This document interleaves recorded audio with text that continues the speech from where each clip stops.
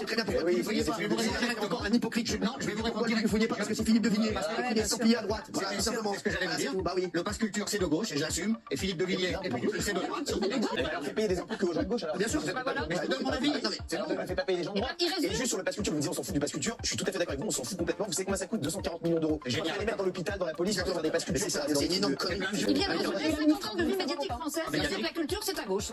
Donc le Puy du Fou, parce que c'est un spectacle de droite. Les aigles, ils sont à droite. Ouais, t'as vu les aigles, ils ont voté.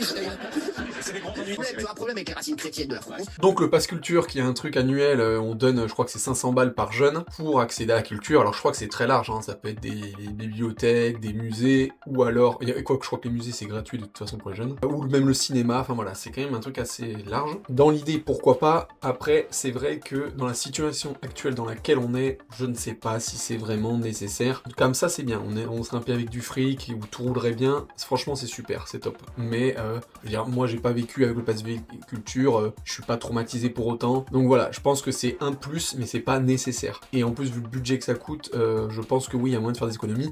Et donc là, le sujet c'était, est-ce que c'était choquant que le pass culture soit refusé au Puy du Fou? Alors Puy du Fou, hein, c'est un des plus grands parcs culturels, on va dire, de France, et même il a été noté numéro 1 mondial à un moment donné. Ben voilà, c'est vraiment un truc hyper prestigieux, c'est top, et tout ce que vous voulez. Et le fondateur de ça, c'est De Villiers, qui est quelqu'un de droite. Gilles Verdez qui est absolument d'accord avec ça, et en fait, ce qui est critiqué, c'est qu'apparemment, voilà, comme c'est une structure, on va dire, de droite, et bah en fait, elle s'est fait cancel. Alors, pour juger sur la forme, effectivement, c'est un vrai scandale. Juste parce que ce parc, il est de droite, il est blacklisté des pass culture. Ça, en vrai, je trouve ça scandaleux. Si vraiment c'est cette raison, c'est scandaleux. Surtout qu'à un moment donné, il faut réfléchir à qui utilise ces pass culture, hein, qui c'est qui ont entre guillemets besoin d'argent pour aller gratuitement à ce genre de truc. C'est des gens de gauche, c'est pas des gens de droite. Pareil, ça serait bien de faire un petit sondage sur le nombre de visiteurs de ce parc, quel est le pourcentage de gens de gauche et quel est le pourcentage de gens de droite. Je pense que ça doit être 50-50, hein, ou si ce n'est plus de gens de gauche. Et enfin, j'aimerais savoir que vote l'immense majorité des gens qui travaillent au Puy du Fou. Le gars qui l'a créé, ça vient de droite. Je pense que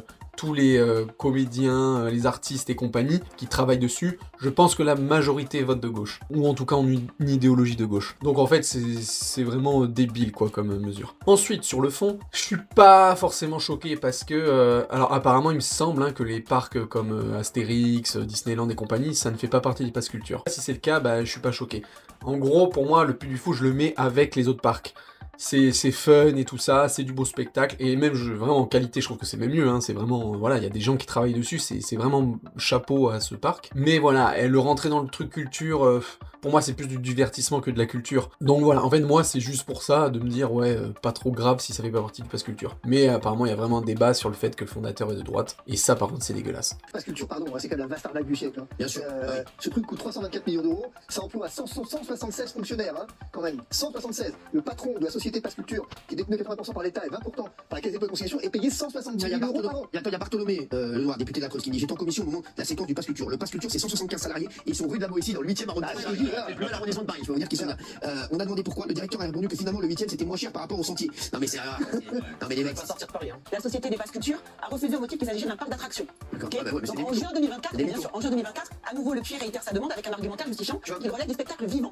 Silence radio. Donc du coup la ministre se demande et a demandé des explications sous 48 heures à la société des Pass Culture. Elle veut savoir pourquoi ils n'ont pas répondu à la deuxième demande, et elle veut aussi donner qu'ils donnent les motifs de ce refus, et dans tous les cas elle voudrait réintégrer à la billetterie du Pass Culture, en tout cas le spectacle est un spectacle vivant. Alors voilà, on voit vraiment le business que c'est, hein, le truc du pass culture, hein, quand tu vois que les mecs, il y a je sais pas combien d'employés qui travaillent dedans, juste pour délivrer des passes, dans des bureaux qui doivent coûter une blinde, enfin vraiment c'est... En fait ça montre tout le côté pourri du système, quoi. On te fait croire que c'est bien, mais en fait ça permet à des gens de se gaver, quoi, les pass culture.